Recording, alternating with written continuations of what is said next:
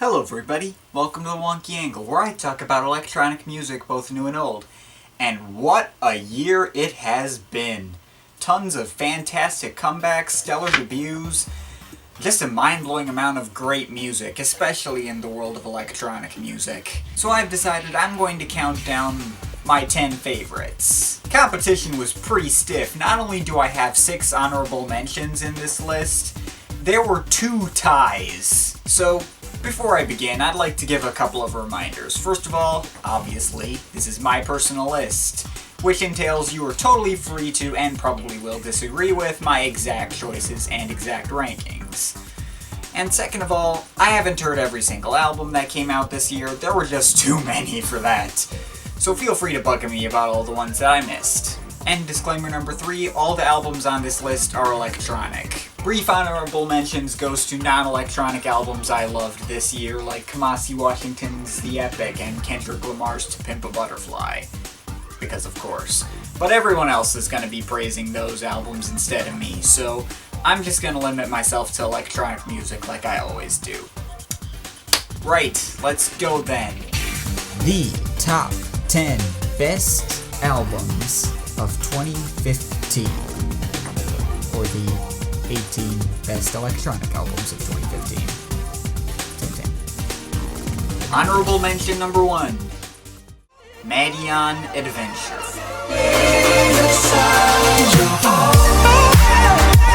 Despite the fact that this guy released a perfectly solid debut album, he seemed to just get forgotten pretty much immediately after said album was released. How did that even happen? Before the album was released, everybody was like, oh, I love this new Mannion guy. And then the album got released and like, oh boy, this Mannion guy is great, this album is great. And then like 3 weeks later, everybody was like, who's Mannion? But yes, I did very much enjoy this album. It's very bright and happy, lots of catchy melodies, has a very sunny and summery vibe to it. Reminded me a lot of Zircon, in particular his recent-ish Getaway EP. If I do have to make a complaint towards it, it's that I really have to be in the right mood to listen to this.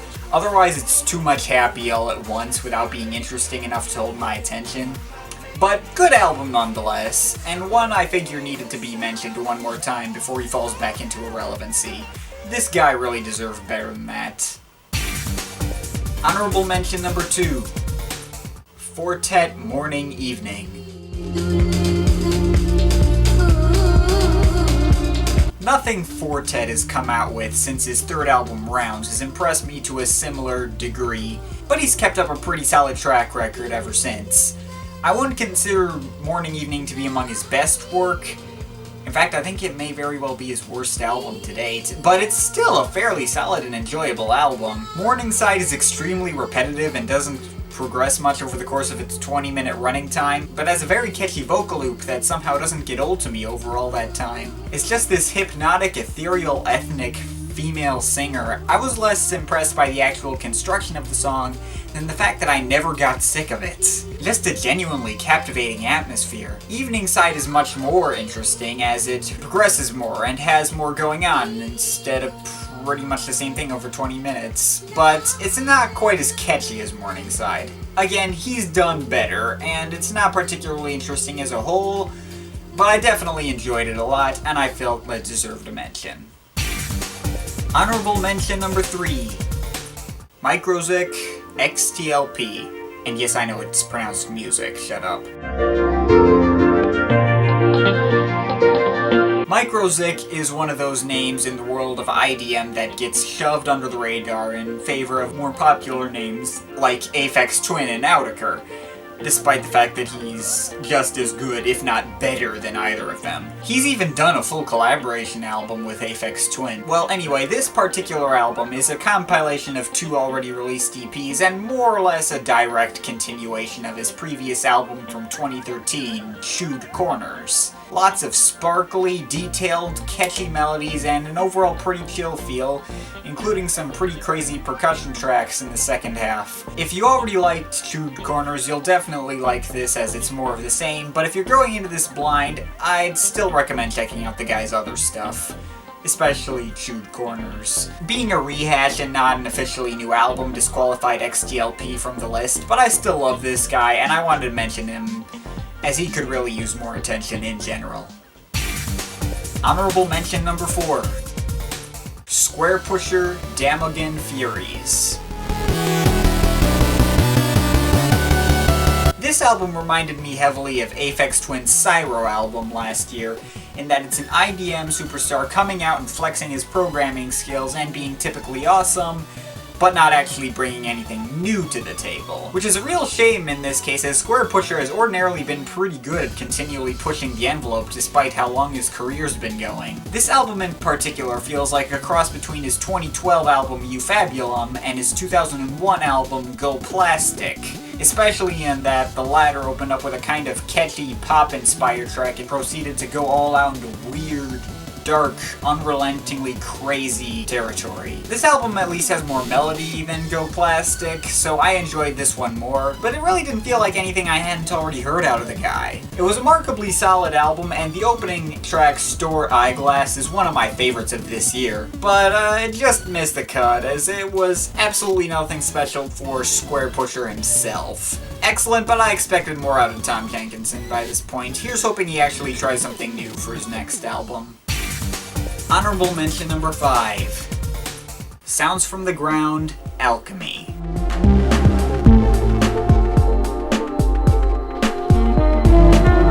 This would have definitely made the list had it officially been released this year. Though the digital version did in fact drop this year, I was one of the few lucky people who caught it on vinyl a few months earlier, back in 2014, thereby disqualifying for the list. But Sounds from the Ground is one of my all-time favorite bands. They're a prolific chill-out act, involving elements of dub reggae, IDM, ambient, trip-hop, and more in their music, with each album offering a slightly different sound, this one in particular being more on the IDM side. They brought me in with their chilled-out sound and catchy, memorable melodies, and kept me in with their attention to detail. With repeated listens, they went from a great underground act to one of the best in my opinion. The weird timing of this album's release prevented me from bumping them up onto the list proper, but I still felt the need to mention them.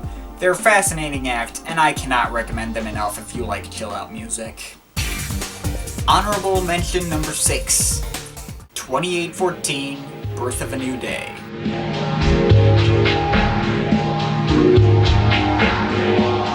Yes, right at the end of this year, more specifically like at the beginning of December, I started checking out a handful of Vaporwave albums out of curiosity.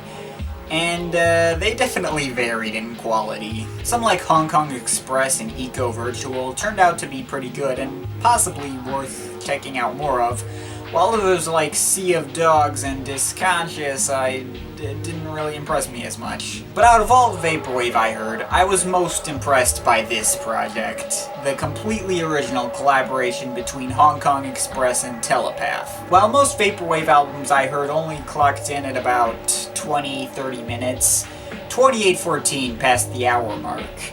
And on top of that, well justified its length with some repetitive but very interesting ambient pieces. It wasn't the catchiest Vaporwave album I heard, but in a genre that is so stereotypically lazy and pretentious, one that actually has so much genuine effort put into it and really feels like it too, is really a breath of fresh air in my opinion. Though I'm still deciding on whether I like some certain Vaporwave albums or not, it wasn't difficult for me to decide on this one. And better yet, it got released this year, so I'm able to talk about it a bit here. The competition was way too stiff this year for me to bump it up to a proper spot on the list, especially considering there were 2 spots with ties. But still, great album and definitely worth a mention. Alright, those are all my honorable mentions. Now let's get on the list proper. Number 10 is a tie. 01 Signals. This fake device claimed to cure cancer with tape-recorded music. And Magic Sound Fabric, Lucid.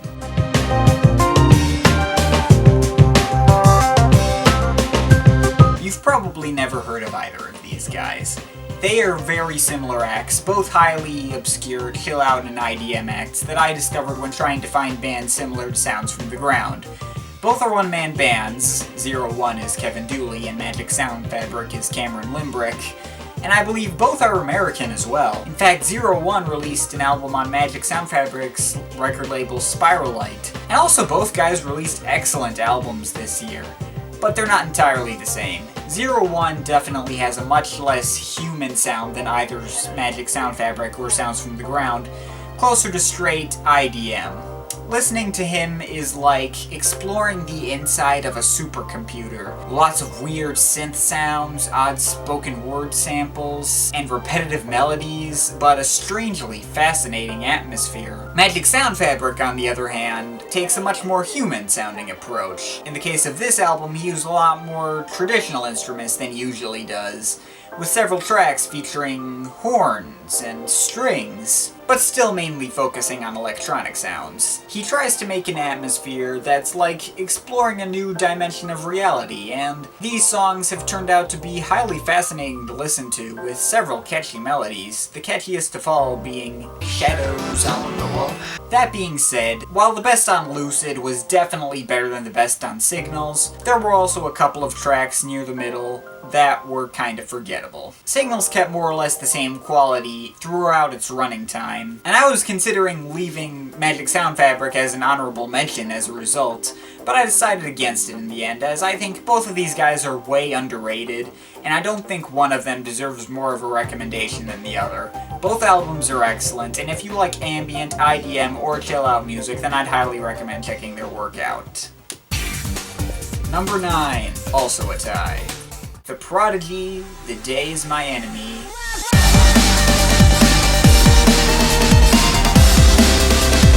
And The Chemical Brothers, Born in the Echoes. No time to rest.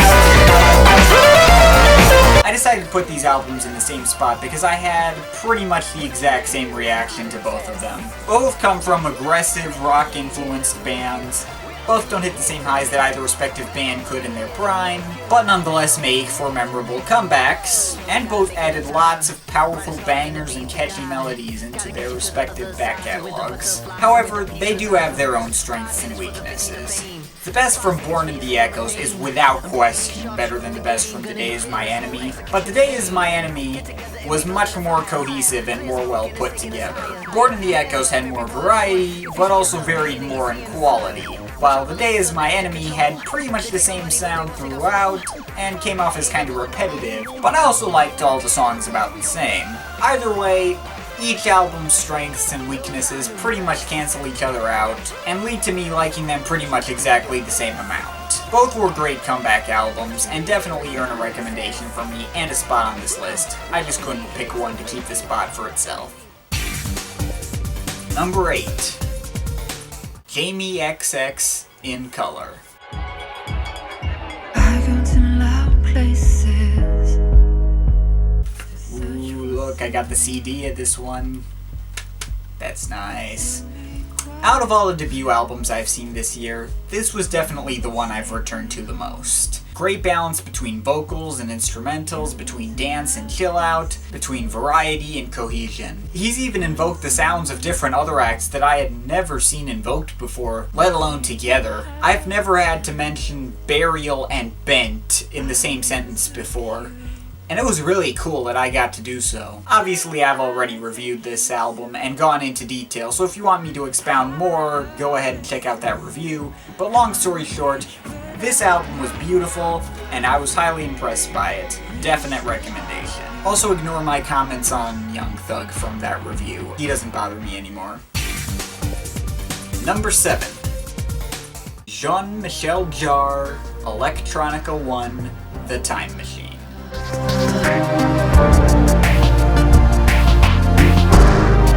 On the other side of the coin, we have this album, which sees a ton of already well-established electronic veterans coming together for one big spectacular nostalgia trip.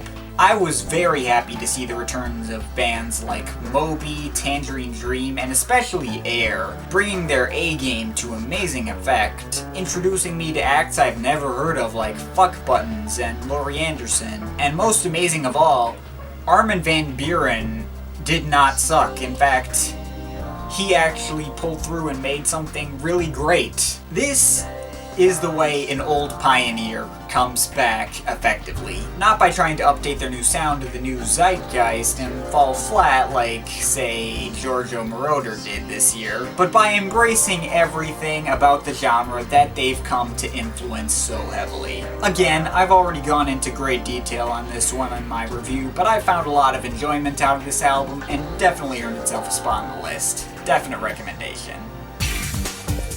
Number 6. One-O-Trix Point Never, Garden of Delete.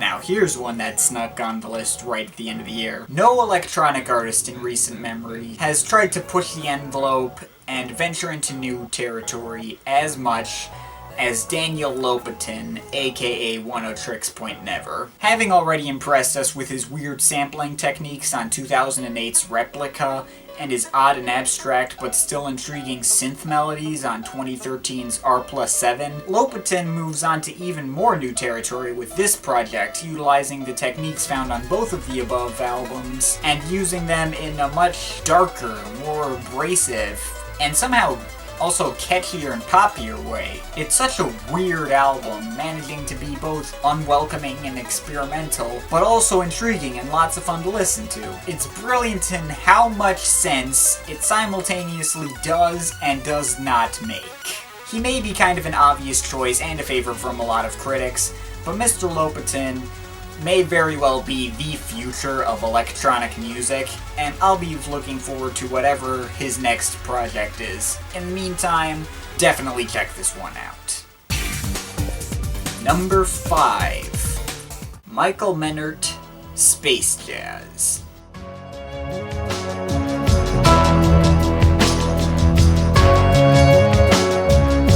Michael Menert has been absolutely killing it this year.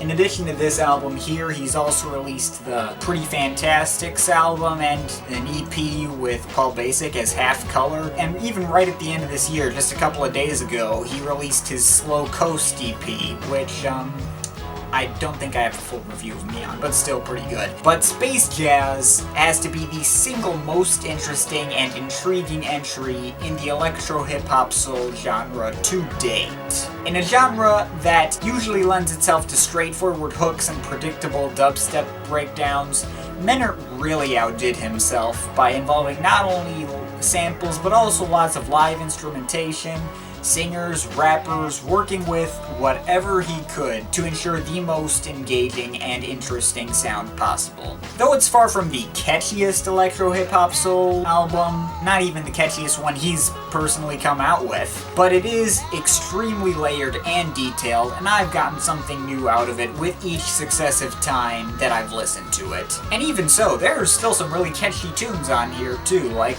Light Years Apart and Sweet Remorse. People like Michael Menert are there to remind me that I really need to give electro-hip-hop soul a second chance despite having gotten sick of Pretty Lights more than once. This may very well be his best work to date.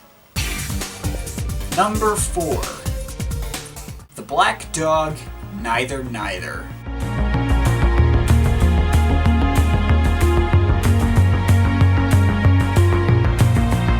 I did not expect this album to be as high on this list as it is. As I mentioned in my review, the Black Dog usually focus on making their albums flow together as really effective, cohesive wholes. So I went in expecting some dark and brooding continuous mix to come out of it. What I instead got was lots of well-executed and memorable individual songs with lots of great melodies and atmosphere, still coming together and forming a well-balanced and well-put-together concept album based off of a 1984-ish theme. This made it high on the list not because I thought it was a game changer, I mean this kind of minimal techno is nothing new from them, but it made it here not only because of how great a summation of everything I like about the past decade or so of their work, but also because of how they're making minimal techno more accessible. The Black Dog operate within a genre that some people may find boring, but neither is anything but. The IDM crowd who think that minimal techno doesn't have enough substance to keep them interested can be disproven or even converted by the Black Dog. Great album,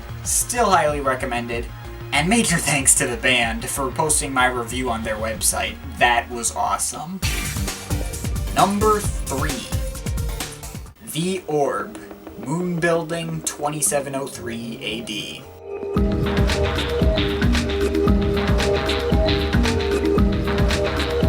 You'd think that having been in the game for over 25 years would mean a formula ever growing stale or futile attempts to cash in on nostalgia trips or recent trends, but the Orb really surprised me with this one. Though they sold this album as really kind of more of a nostalgia trip more than anything else and kind of a return to their old sound, as I mentioned in the review, they brought their sound to a new place entirely, mixing all sorts of genres and sounding weird and abstract as usual, but still coming out fresh and intriguing, and not in a way that they had done in any of their other albums. I had been convinced by this point that the Orb had nothing left to add to the music world, but they proved me wrong big time with this album, and I am eternally glad that they did. Not only did they bring me something new and fresh for them, but they brought something of the likes I hadn't even heard before. Highly recommended. Number 2. Paul Hartnell, 858. Yep, if you knew me, you knew this was gonna be up here. Just the involvement of either Orbital member in any project alone pretty much guarantees that I'll love it. But this is the closest we've come to a real new Orbital album that was as good as them in their prime. Obviously it wasn't. I don't think either brother's capable of keeping up the full spirit of Orbital all by themselves, but we came really close with this one, leading to the album that I've listened to by far the most this year, and still hasn't gotten old.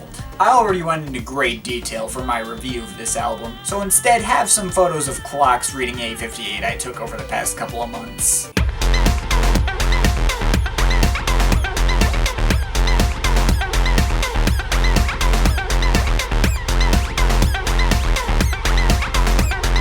Okay, that's enough. And finally, number 1, Electronic Opus.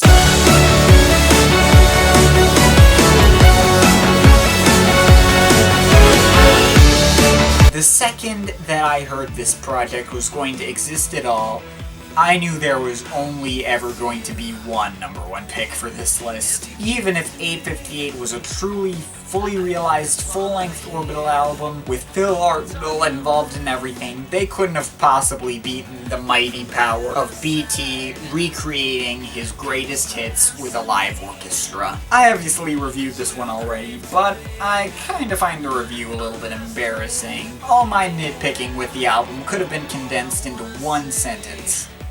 I wanted more. My imagination saw BT going even further by making full 10-minute orchestral versions or remixes of his newer work, but really I was just being greedy. BT has made something truly unbelievable with Electronic Opus, something that just goes beyond words. I made a review of it just for the sake of making a review, but really there wasn't anything for me to say. I may be more of an Orbital fan than a BT fan, but there was no stopping BT from creating pretty much the best thing ever this year. And for all intents and purposes, he did just that. BT really went the extra mile this year, shattering emotions, minds, and ears with just pure, unadulterated awesomeness. The only thing that could have beaten him was like Orbital remaking their greatest hits with an orchestra, and yeah, that's not likely to ever happen. But either way, it made too much sense for BT to try this, and he went all out here in order to completely blow away everyone who heard it. And that's exactly what he did. I've repeated myself a lot, but there really are no words to express the sheer level of awesome that BT hit with this album. So all I can say is there was no better contender this year than Electronic Opus, and go listen to it. if you haven't already. And that ends my top 10 best electronic albums of 2015 list. Of course, this is all just my opinion. You can feel free to disagree with me and bug me about albums that I missed, or if you have any requests for what I should review in the future, tell me about those too. Next up should be best hit songs of 2015, so make sure to look forward to that. But yeah, that's pretty much it. That's all for today. See you next time.